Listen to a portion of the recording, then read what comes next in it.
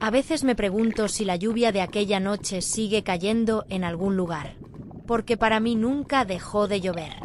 La tormenta estalló justo cuando las palabras comenzaron a volverse cuchillos. Clara y yo llevábamos semanas discutiendo, pero esa noche las palabras pasaron de afiladas a mortales. La tensión flotaba tan densa que costaba respirar en la pequeña sala donde Samuel dormía al otro lado de la pared. ¿Cómo pretendes que paguemos las cuentas?, me gritó Clara, con las manos temblando sobre la mesa de madera vieja. La vela parpadeaba, lanzando sombras en las paredes. He trabajado el doble, he vendido lo que podía, pero nada es suficiente, respondí yo, golpeando la mesa con el puño. Los platos saltaron. Un silencio más violento que cualquier grito llenó la habitación cuando escuchamos un pequeño sollozo. Samuel estaba despierto. El viento sacudió las ventanas y el trueno retumbó como si el cielo mismo quisiera advertirme. Corrí hacia la puerta para evitar que se abriera de golpe. Afuera, la lluvia caía en gruesas gotas, cada una estrellándose contra el techo de zinc como un tambor fúnebre. Quise regresar a abrazarlos, decir que lo arreglaríamos juntos. Pero mi orgullo me sostuvo anclado en el umbral. No puedo más. Clara, no puedo, dije con un hilo de voz que se perdió en el rugido del viento. Ella se acercó, con el rostro desencajado por el miedo y la tristeza, y me sujetó del brazo. Sus manos estaban frías como el mármol. No te vayas, Andrés. Samuel te necesita. Yo te necesito, suplicó. Pero mi mente, nublada por el cansancio, la desesperanza y el dolor, solo veía un callejón sin salida. Mientras tanto, Samuel apareció detrás de su madre, con su pijama azul de avioncitos y los ojos hinchados por el llanto. «Papá, no te vayas», susurró, y ese susurro me atravesó el corazón como un dardo ardiente. Pero en lugar de detenerme, mi cuerpo retrocedió un paso, como si alguien más me controlara. Cada fibra de mi ser gritaba que me quedara, pero mis pies eligieron el camino de la huida. En ese instante, recordé cada promesa rota, cuando le dije a Clara que nunca la haría llorar, cuando le prometí a Samuel que siempre estaría para protegerlo. Cada palabra pesaba sobre mi pecho como piedras.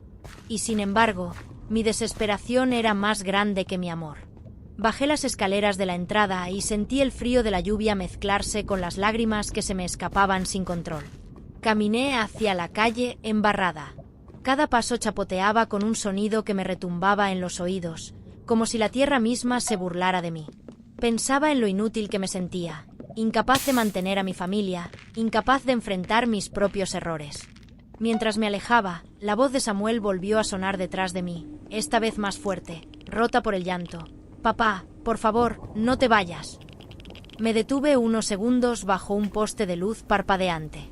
Vi mi sombra, alargada y deforme, como un monstruo. Mi reflejo me devolvió la mirada de un hombre derrotado. Quise volver, correr hacia ellos, pedir perdón. Pero el miedo me empujaba hacia adelante. El miedo a fracasar de nuevo. El miedo a verlos sufrir más. El miedo a mí mismo. Las puertas de mi mente se cerraron con un estruendo cuando doblé la esquina. El sonido de la lluvia se volvió un telón que ocultó los últimos gritos de mi hijo. Esa noche, me perdí a mí mismo. Y perdí a la única familia que había amado. Durante años, esa imagen, Clara sosteniendo a Samuel bajo el marco de la puerta, iluminados por la luz mortecina del pasillo, se convirtió en el fantasma que me perseguiría en cada sueño, en cada vaso de licor, en cada amanecer solitario. Porque esa fue la noche que lo perdí todo. La lluvia me acompañó hasta la estación de autobuses, como si el cielo quisiera castigarme por lo que acababa de hacer. Compré el boleto más barato que encontré, con destino a una ciudad que apenas conocía. Me senté al fondo del autobús, mojado, temblando, y cerré los ojos para no pensar. Pero el silencio de la noche estaba lleno de voces, la de Samuel gritando mi nombre, la de Clara pidiéndome que me quedara. El traqueteo del autobús me arrulló en un sueño inquieto. Soñé que Samuel corría hacia mí por un campo cubierto de niebla. Podía oírlo reír, como cuando lo alzaba sobre mis hombros para enseñarle el cielo. Pero cada vez que me acercaba, la niebla se espesaba hasta tragarlo. Desperté sobresaltado, con el corazón latiendo como un tambor de guerra. Llegué a la ciudad al amanecer. Era un lugar gris, donde los edificios parecían gigantes cansados y las calles, arterias por donde la vida se arrastraba con desgano. Me sentí aún más insignificante. El poco dinero que llevaba solo me alcanzó para un hostal mugriento, con colchones que olían a humedad y un baño compartido que nadie se atrevía a limpiar. Durante días, vagaba sin rumbo. Buscaba trabajo en almacenes, mercados y construcciones, pero mi aspecto descuidado y mi mirada extraviada me cerraban puertas. Al final, un hombre que vendía frutas me contrató para descargar cajas en la madrugada. El trabajo era duro, pero el cansancio era mi único alivio. Cuando el cuerpo me dolía, la mente callaba. Cada noche, solo en mi habitación, me preguntaba cómo estarían Clara y Samuel. Imaginaba la casa en silencio, a mi hijo preguntando por mí.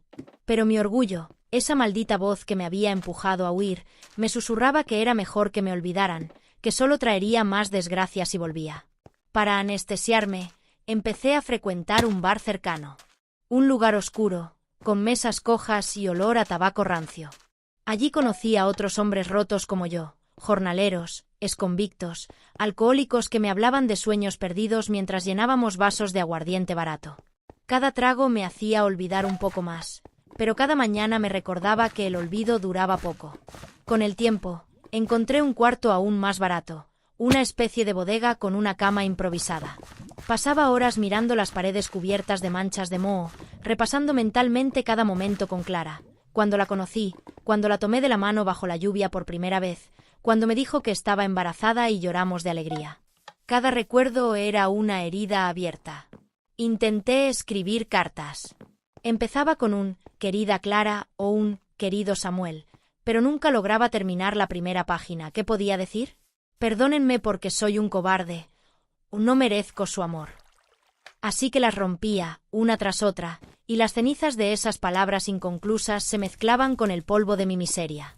Una noche, cuando el bar estaba más vacío que de costumbre, un hombre mayor, con un sombrero raído, se sentó a mi lado. Tenía la voz áspera como papel de lija. «Huyes de algo, ¿verdad?», me dijo, sin mirarme. Guardé silencio, pero él continuó. «Todos los que vienen aquí huyen de algo. Algunos de la justicia, otros de sus propios fantasmas. Pero el problema, hijo, es que los fantasmas siempre encuentran el camino». Esas palabras me persiguieron durante semanas. Empecé a ver a Samuel en cada niño que corría por la calle, a Clara en cada mujer que caminaba bajo la lluvia. En sueños, Samuel ya no me llamaba con su voz infantil, sino con un tono áspero y frío. «¿Por qué nos dejaste, papá?». Mi salud empezó a deteriorarse. La tos se volvió constante, y el pecho me dolía al respirar. Pero mi mayor temor era la voz en mi cabeza que me susurraba que tal vez no llegaría a volver a casa, que moriría allí, solo, como un perro, y que mi familia nunca sabría siquiera dónde encontrar mi cuerpo. Cada noche, antes de dormirme, repasaba lo que diría si volvía. «Lo siento, necesito su perdón, quiero ser mejor». Pero al amanecer, la cobardía regresaba con la misma fuerza. A veces imaginaba que Samuel había crecido odiándome, que mi ausencia lo había convertido en alguien frío, incapaz de amar. Me preguntaba si había destruido más que una familia, si había marcado su vida para siempre. Durante un año entero viví así, en un purgatorio de remordimientos y alcohol. Intentaba ahorrar algo de dinero, pero cada vez que reunía una pequeña suma, la gastaba en beber para no pensar. Una mañana, mientras descargaba cajas bajo el sol abrasador, un mareo me obligó a sentarme. Me sentí débil, exhausto, como si mi cuerpo se rindiera. Cerré los ojos, y la imagen de Samuel, con apenas 7 años, volvió a mi mente. «Papá, no te vayas», repetía. Era tan vívida que creí escuchar su voz realmente. Abrí los ojos con lágrimas, sintiendo que, si seguía así, pronto ya no tendría oportunidad de buscarlo. La mañana en que mi cuerpo me obligó a detenerme cambió algo dentro de mí.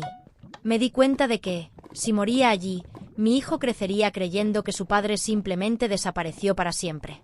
Y eso era algo que no podía permitir. Esa noche, mientras caminaba de regreso al cuartucho que llamaba hogar, pasé por la vitrina de una tienda de ropa. Vi mi reflejo en el cristal, flaco, pálido, la barba crecida de semanas, los ojos hundidos. Me asusté. Aquella imagen no era un hombre, era un fantasma.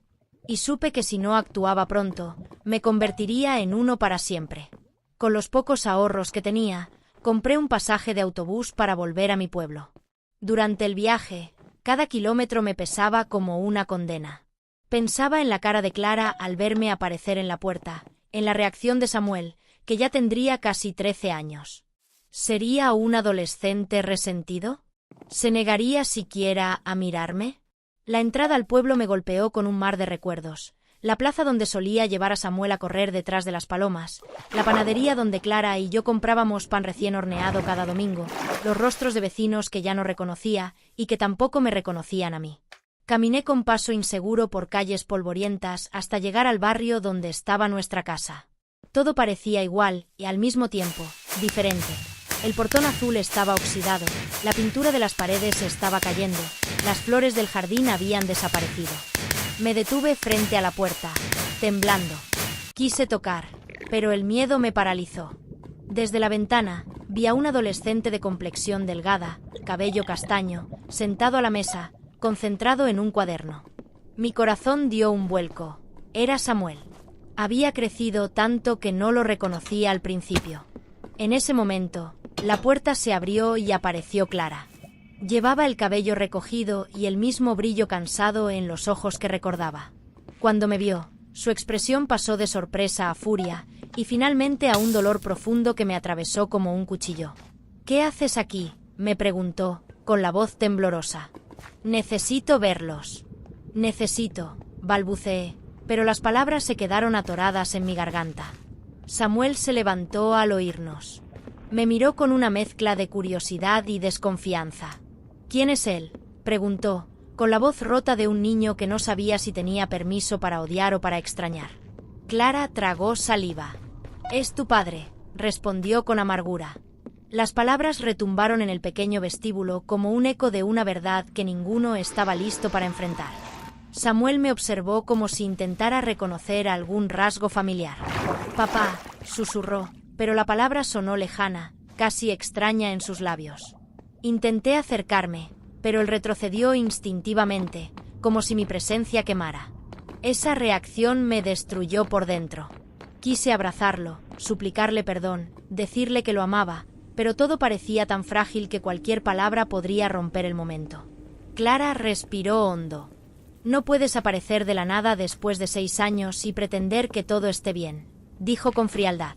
Me explicó que, tras mi partida, un amigo suyo, Marcos, había estado ayudándola. Era un hombre bueno, alguien que la apoyó cuando yo la abandoné.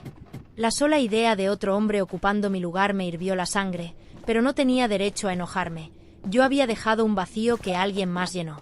Pasé los siguientes días durmiendo en un hostal del pueblo. Cada mañana caminaba hasta la casa, esperando verla a ella o a Samuel. A veces los veía salir al colegio o al mercado. Me escondía para no asustarlos, pero mi corazón se llenaba de una mezcla de alegría y desesperanza. Una tarde, mientras Samuel regresaba solo, me armé de valor y me acerqué. «Samuel», dije suavemente. Él se detuvo, me miró a los ojos con una seriedad que no correspondía a su edad. «¿Por qué te fuiste?», preguntó con voz firme. Me temblaron las piernas. Las palabras salieron atropelladas. Tenía miedo. No sabía cómo enfrentarlo todo. No quería que sufrieran por mi culpa. «¿Y creíste que no estar vivas nos haría sufrir menos?», replicó, con un tono que me dejó sin aire. La conversación terminó ahí. Samuel siguió caminando, dejando atrás a un hombre roto que apenas podía sostenerse. Aquella noche, mientras me acurrucaba en la cama del hostal, comprendí que volver no bastaba. Tenía que ganarme su perdón, demostrarles que podía ser alguien mejor. Pero algo más se gestaba en el aire. Rumores sobre un hombre peligroso, don Hilario, quien había regresado al pueblo y que me buscaba desde que escapé de mis deudas. Me di cuenta de que el pasado no solo me había alcanzado, sino que venía dispuesto a devorarme. El encuentro con Samuel me dejó tan deshecho como decidido. No podía irme otra vez, ni seguir escondiéndome. Tenía que recuperar el tiempo perdido. Pero no imaginé que mi hijo sería quien, en su propio silencio, comenzara a buscar respuestas sobre mi pasado. Días después de nuestro breve intercambio, me sorprendió verlo en el hostal. Abrió la puerta de mi cuarto sin llamar, con la mirada fija, como si hubiera ensayado cada paso que estaba a punto de dar. En sus manos traía un cuaderno viejo, con la tapa rota. Era el diario que yo había llevado durante mis primeros meses de huida, lleno de confesiones y pensamientos oscuros. «Encontré esto entre las cosas de mamá», dijo. Su voz sonaba como un filo que me partía en dos. Me pidió que le contara la verdad. Sin adornos, sin mentiras. Así que me senté con él en la pequeña mesa del hostal, mientras la tarde caía y la luz anaranjada pintaba sombras largas sobre el piso. Le hablé de mis fracasos, de las noches bebiendo para olvidar, de mi miedo paralizante a no ser el hombre que ellos necesitaban.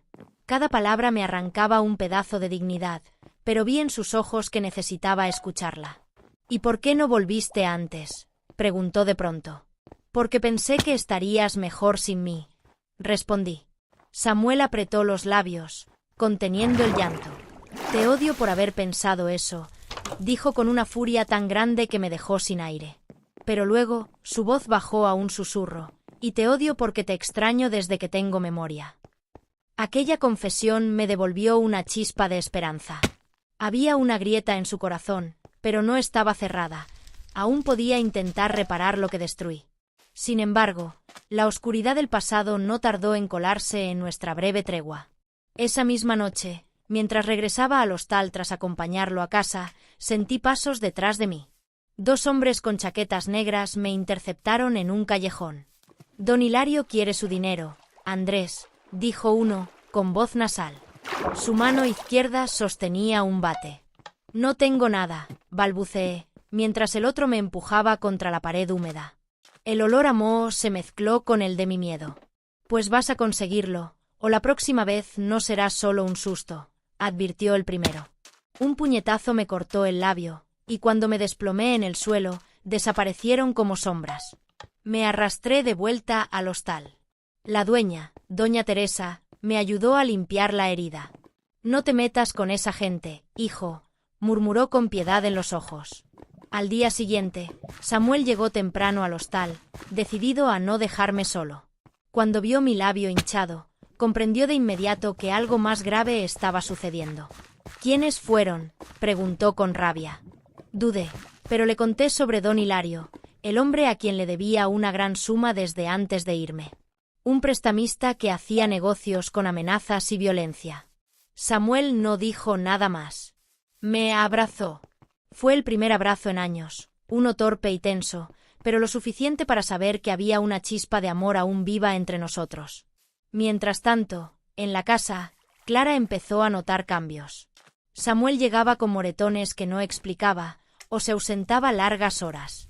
La tensión entre ella y Marcos creció.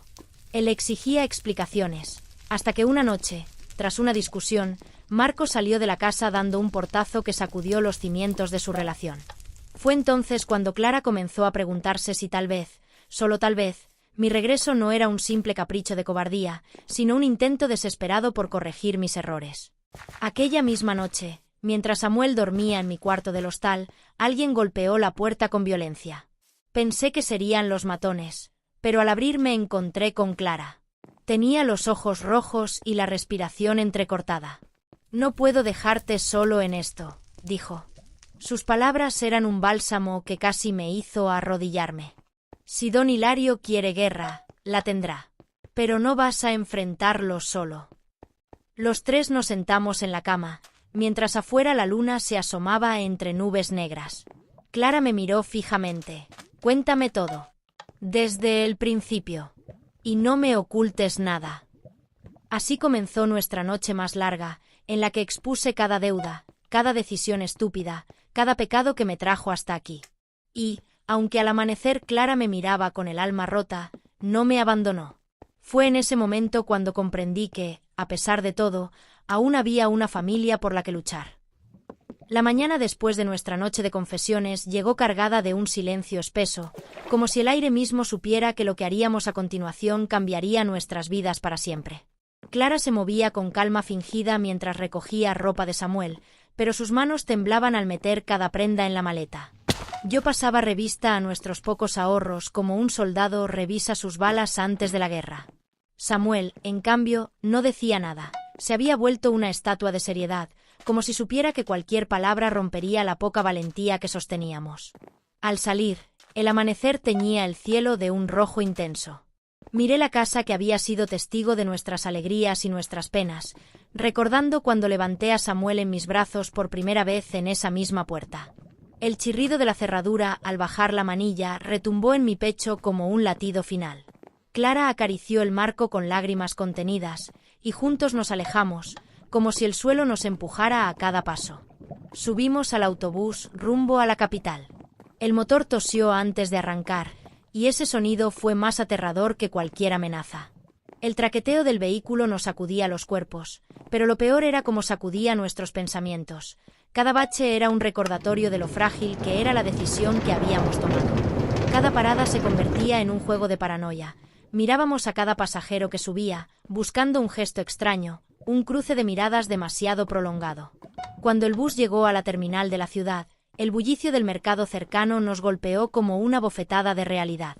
Gritos de vendedores, motores, bocinas, el olor a frituras mezclado con humo de escape. Era un caos que nos hacía sentir aún más pequeños, más perdidos. Buscamos un cuartucho cerca de la estación. La habitación olía a humedad y sudor. Las paredes estaban agrietadas y la luz amarilla del único bombillo apenas iluminaba el espacio. Esa noche, mientras Clara dormía abrazada a Samuel, salí a buscar ayuda. Las calles estaban oscuras, iluminadas solo por farolas moribundas. Cada sombra se alargaba como garras que amenazaban con atraparme. Toqué la puerta de Arturo con los nudillos sangrando de tanto apretar los puños en el camino. Cuando abrió, su sorpresa fue tan grande como su compasión. Me dejó entrar sin dudar, aunque la preocupación en su mirada me dejó claro que lo que estaba pidiendo podría arrastrarlo a él también al infierno. Durante días vivimos como fantasmas. Arturo nos traía comida y noticias, pero cada noche era peor que la anterior. El miedo se metía en nuestras costillas como un puñal helado. Dormíamos vestidos, listos para huir en cualquier momento. Las noches estaban llenas de susurros. Cada crujido de la madera del piso, cada ruido en la calle, nos hacía saltar de la cama. Samuel, con apenas 12 años, se aferraba a mí como si pudiera protegerlo de todos los monstruos del mundo. Ver el terror en sus ojos me recordaba cada segundo cuánto lo había fallado. Una tarde, Arturo irrumpió en la bodega con el ceño fruncido y un sobre lleno de fotos. En ellas, Marcos aparecía entrando y saliendo de reuniones con don Hilario. En otras, se le veía recibiendo fajos de dinero. El amigo de Arturo, que trabajaba en un periódico local, había investigado a fondo y destapado la verdad. Marcos llevaba años blanqueando dinero para Hilario y otros hombres poderosos del pueblo. De repente, entendí todo. El interés de Marcos por Clara no era amor ni compasión, era control. La había vigilado, la había manipulado para que siguiera a su lado. Cuando me fui, él llenó el vacío que dejé, disfrazando sus intenciones bajo una máscara de buen hombre. La traición me supo más amarga que cualquier golpe que recibí de los matones de Hilario. Al contarle esto a Clara, la vi desmoronarse como un castillo de naipes. Lloró en silencio, con el rostro entre las manos. Samuel nos miraba alternando entre ira y confusión, como un niño que descubre que el mundo que creía seguro es una mentira.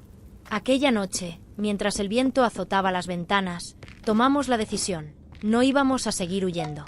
Debíamos enfrentar a Marcos y desenmascararlo. Pasamos 2 días preparando el plan con Arturo. Samuel insistió en ser quien se reuniera con Marcos. Si voy yo, irá confiado, dijo con una determinación que no cabía en su pequeño cuerpo. Clara y yo discutimos durante horas, pero su mirada nos ganó. Era el hijo que alguna vez abandoné, pero que ahora mostraba más coraje del que yo jamás tuve. Llegó el día. Samuel caminó hacia el parque abandonado con el micrófono camuflado en su chaqueta. Desde el coche estacionado, Clara temblaba tanto que me apretaba la mano con fuerza. El sol comenzaba a ponerse, tiñendo el cielo de un naranja que parecía arder. El parque estaba silencioso, salvo por el canto de grillos y el susurro de hojas. Cada segundo se alargaba como un siglo. Cuando Marcos apareció, su andar confiado me hizo querer lanzarme sobre él de inmediato. Se acercó a Samuel con esa sonrisa que ahora me resultaba repulsiva. Habló con tono dulce. prometiéndole que todo estaría bien si venía con él. Samuel, sin parpadear, preguntó con voz firme: «¿Por qué trabajas para don Hilario? ¿Por qué querías separarme de mi papá?». La sonrisa de Marcos se borró como si alguien apagara una luz. Su cara se transformó en odio puro.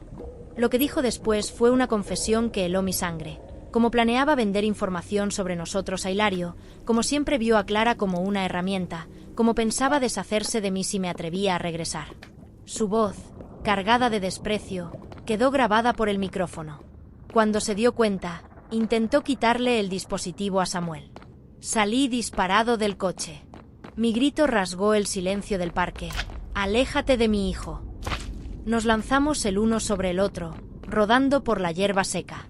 Sentí el sabor metálico de la sangre cuando me golpeó en la boca, pero cada vez que pensaba en todo lo que le había hecho a Clara y a Samuel, encontraba fuerzas para levantarme de nuevo. Clara llegó detrás, y juntos lo mantuvimos en el suelo hasta que Arturo apareció con 2 hombres más.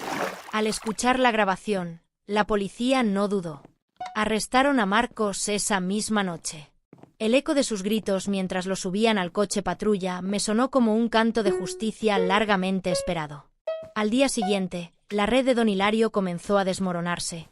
El prestamista desapareció como una sombra en la noche, abandonando sus negocios y dejando un vacío en el poder que nadie quiso ocupar.